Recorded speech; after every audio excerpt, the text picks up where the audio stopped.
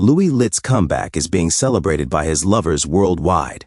During a guest-starring appearance on Suits LA, Rick Hoffman revived the iconic character.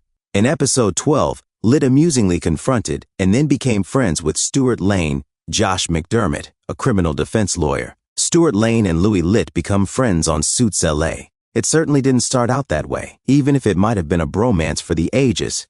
After spotting the same luggage cart at their hostility mitigation program, the two got off to a rough start since they didn't want the other to win and take the cart away. Stuart threatened to sue Louis, and Louis threatened to pull out My Little Louis, a nickname for, thankfully not that, his fist.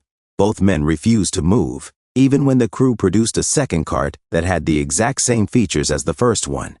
In the end, Louis got into the cart himself to prevent Stuart from pushing it away.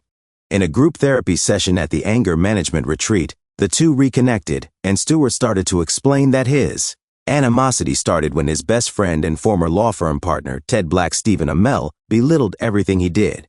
However, Louis interrupted him in the middle of his statement, telling him to cry me a river. In a few references to the original series, he claimed that his own best buddy turned law partner, legal legend Harvey Specter Gabriel Macht, had made fun of him more, including once hurling him against a table and having an affair with his super hot sister.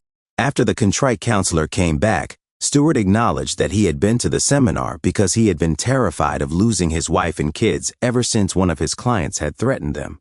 Then Louis opened up as well, acknowledging that despite having everything I've ever wanted, such as his own law practice, a lovely wife, and 2 kids, he felt as though his efforts were never enough and that he was always torn between his responsibilities at home and at work.